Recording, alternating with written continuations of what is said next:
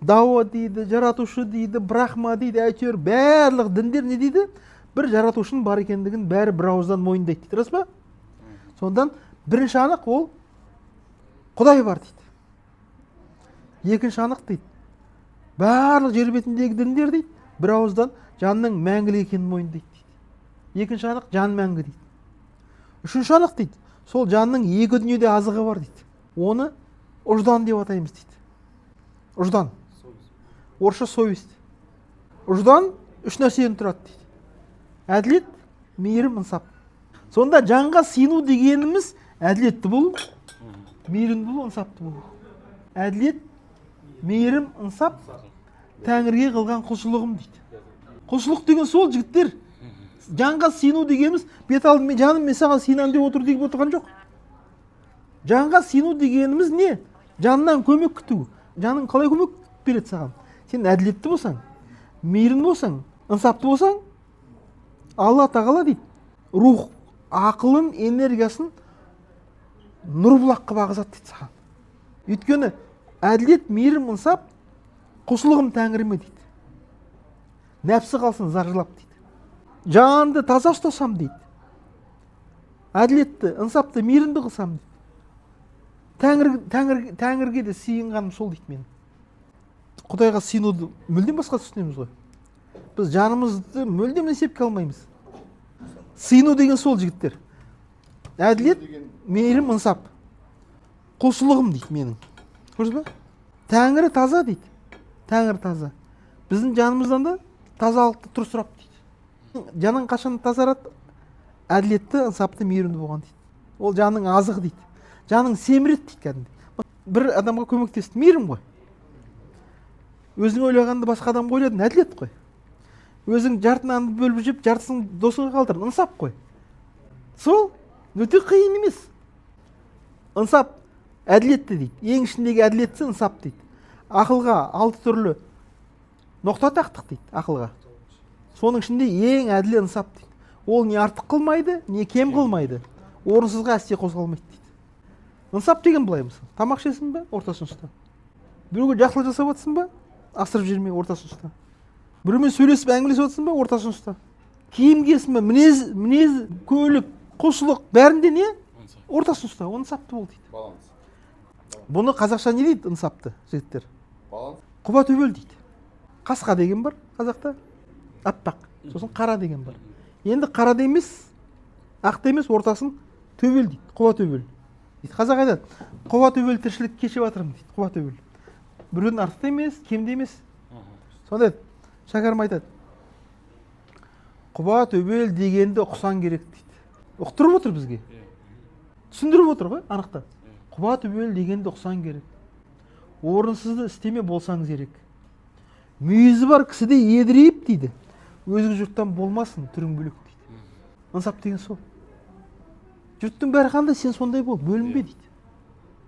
Кейбіреу сыртын дүзеп ала сүрді. Киіміне мақтанған баласынды. Ат болсын, мінез болсын, киім болсын, құба төбел, істі қыл жарасымды. Құба төбел дегенді ұқсан керек. Орынсызды істеме болсаңыз керек. Мүйізі бар кісіде едірейіп, өзге жұрттан болмасын, түрін бөлек дейді. Міне. Ынсапты айтып отыр. Ынсап, мейірім, әділет Тәңірге қылған құлшылығым дейді. Өзі таза жан дейді. Тазалықты тұр сұрап дейді. Тазалықта ағзам деп нұр бұлақ дейді. Энергияның көзі тазалықта. Жаның тазарған сайын энергия келе береді. Тоқтаусыз. Сол өзіңе сыйыну деген сол, жігіттер. Ол әгі пұтқа сияқты сыйынып отқан жоқ. Сенің жаныңның максималды деңгейде жұмыс істеу режимін айтып отыр. Әділетті, ынсапты, мейірімді болсаң, жаның деген жарқырап ашыла береді ғой. Әділет жолындағы адамдар ешқашан жеңілмейтіні сол. Ынсап ол бизнеске керек қасиет, бизнеске. Әсіресе. Сонда қазақ айтады, қатты жерге қақ тұрар, ынсапты жерге бақ тұрар дейді. Не артық қылмайсың, не кем қылмайсың. Ынсап деген сол. Ынсап дейді. Артық қылмайды, кем қылмайды. Өзіңді де ұмытпа. Ана кісінің де жағдайын ойла. Ортасын ұста. Жан тазарту деген былай. Мысалы, мал артық па, ғылым артық па деген сауал қояды ғой Әзірет Әліге. Әзірет Әліні пайғамбарымыз айтады, мен ғылымның шаһары болсам, Әзірет Әлі ғылымның сол шаһардың дарбазасы дейді. Ғалымдар күн дейді. Неге айтты олай? Жоқ, тексерейік дейді, дәлелдесін дейді, ол ғылымның дарбазасы екен дейді. Шаһарның. Сосын 11 ғалым отырады бүйтіп. Бәрі бірақ сұрақ қояды, мал артық па, ғылым артық па деп. Сонда бір ғалым тұрып сұрайды, мал артық па, ғылым? Сонда Әзірет Әлі айтады, әлбетте дейді, ғылым артық дейді. Малды жиған сайын адам жаны кірлейді дейді. Ғылыммен айналысқан сайын дейді, адам жаны тазарады дейді. Екінші сұрайды, мал артық па, ғылым артық па? Әлбетте ғылым артық. Неге? Өйткені малды жұмсаған сайын азаяды, ғылымды жұмсаған сайын көбейеді дейді. Үшінші сұрайды, ғылым артық па, мал? Әлбетте ғылым артық. Неге? Өйткені дейді, мал ол қарынбайлардың үлесі дейді, көрінгенге бітеді дейді. Қазақта мақал бар, жүнде ұят жоқ, көтке бітеді, малда ұят жоқ, итке бітеді дейді. Мал дейді, ол қарынбайлардың үлесі дейді. Қарынбай деген болған сараң. Сол сараңдығынан сондай жерге кіріп кеткен. Көтере алмай өзінің дәулетін. Бар ма сондай? Қарынбай дейді ғой. Ол мал, ол қарынбайлардың үлесі дейді. Ол көрінгенге бітеді дейді. Любой бір жаман адамға да мал бітеді ғой. Сараң шық бермес, шық айбай-айға да бітеді. Ал ғылым дейді, ол Алланың қалаған адамына ғана бітеді дейді. Ол таңдаулардың үлесі дейді. Алланың қалаған адамына ғана береді ғылым. Әсіресе терең ғылым. Бәріне бірдей береді. Қалаған, Алла қалаған адамға ғылым беріледі дейді. Ал мал көрінгенге бітеді дейді. Тағы біреу сұрайды, мал артық па, ғылым артық? Әлбетте ғылым артық. Неге? Өйткені дейді, мал иесін қонаққа есеппен шақырады дейді. Мал иесін қонаққа есеппен шақырады дейді. Есеппен. Ертең бір қарыз сұрайым керек болып қалады. Ғылым иесін шын ниетімен шақырады дейді. Түгі жоқ қой. Ғылымда ақша жоқ. Тағы біреу сұрайды, ғылым артық па? Әлбетте ғылым артық. Неге? Өйткені дейді, ақиретке барғанда дейді, мал иесінен әрбір тиынын сұрап алады дейді. Онда сұрауы бар ғой. Сұрауы бар, әрбір тиын сұрап алады дейді. Ал ғылым иесін дейді, ғылымы жұмаққа кіргізеді дейді. Және сол ғалымға тілектес, ниеттес болған адамдарды қоса кіргізеді дейді. 11 сұрақ қойғанда 11-ін жауап берген кезде аналардың сұрағы бітіп қалады ғой. Сонда Әзірет Әлі айтты, бітіп қалды ма не? Туф, енді ғана қызық келе жатырмын деп айтады дейді. Сондай ғалым болған ғой, көрдіңіз бе кісі. Адамның жаны қашан тазарады? Ғылыммен айналысқанда. Сосын жақсылық жасағанда тазарады. Жаның рахаттанады ғой біреуге жақсылық жасағанда. Өйткені жан өзінің несін табады? Бақилық орнын табады. Жақсылық арқылы. Мұқағали айтады ғой. Қайыр деген жақсылық қой енді. Адам жақсылықты қайтарусыз жасау керек, қайтарусыз. Қайыр деген ол қайтарусыз қой, қайтарусыз сөз бе? Соны Мұқағали айтады. Жасасаң қайыр, қарыз деп айтпа жарқының. Қарыз деп айтсаң керекті емес алтының. Өгіз боп саған өткерер менің жайым жоқ, өмірдің қалған тамтығын.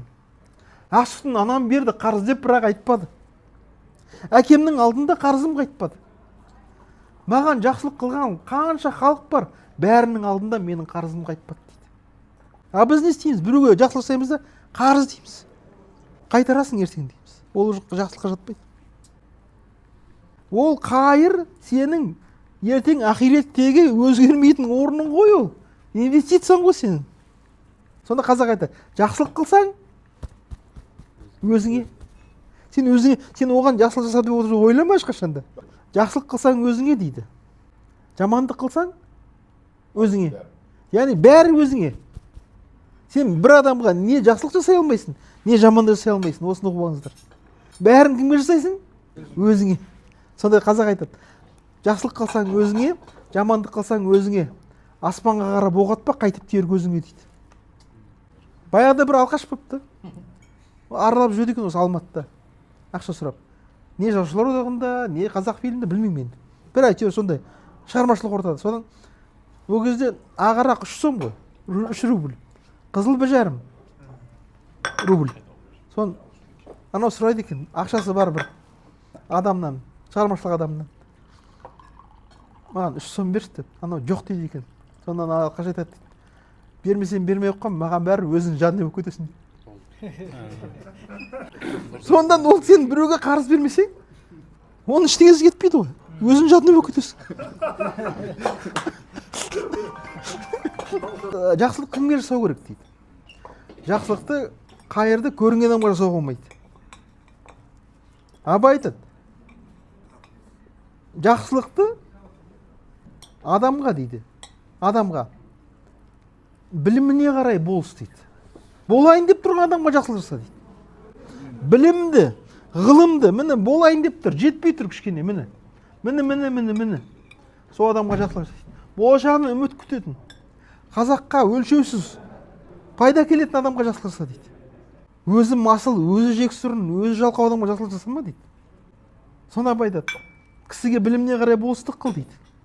Татымсызға қылған болыстық оны бұзады дейді. Татымсыз, тұрмайтын, не стоящий деген сөз. Не стоящий адамға жақсылық жасама дейді. Сен одан сайын оны бұзасың дейді. Сіз неге ренжімсіз? Өйткені сіз кімге жақсылық жасайтынын білмейсіз ғой, Нұреке. Сіз мерген емессіз, бе? Жақсылық жасағанда мерген болу керек. Кімге жасайтынды білу керек. Оған да талғам керек. Сенің атқан оғың, қайырың десяткаға тию керек. Ондыққа тигізуің керек. Тисе терекке, тимесе ботаққа деп айдаға лағы кетпеу керек. Яғни сен жасаған әрбір қайырың, жақсылығың ұлттың болашағына салынған инвестиция болу керек. Адамға сол ұлтқа пайдалы ма, пайдасыз ба, сол тұрғыдан қарау керек. Абайдың тағылымы осындай. Өзі масыл, өзі жалқау. Адамға қайыр жасасаң, ол одан сайын масыл, одан сайын жалқау болады ғой. Сонда мәшһүр атамыз айтады, бір күндік тамағын дейді, тауып жеуге қуаты бар адамға жасалған қайыр дейді, ол харам дейді. Күш қуаты. Бір күндік тамағын дейді. Шариғат сен айтып отыр ғой. Бір күндік тамағын тауып жеуге қуаты бар адамға дейді, садақа беруге болмайды. Қуаты бар ғой оның. Денсаулығы бар. Сап-сау адам мысалы ақша сұрайды. Ақыл ес бүтін. Сондан Құранда айтады, сендер дейді, садақа беретін адамдарды дейді, таба алмайсыңдар дейді. Садақа, шын садақаға мұқтаж адамдар әдетте арлы, ұятты болып келеді дейді. Олар сендер таба алмайсыңдар дейді. Соларға көмектесу керек. Абай не дейді? Ұятты, арлы, тағандай? Арлы, ұятты, ынсапты болып келеді. Шын, олар көрінбейді дейді олар. Білдіртпейді дейді, сөз бе? Сонда Абай не дейді? Харекетсіз дейді, сопы монтан дейді.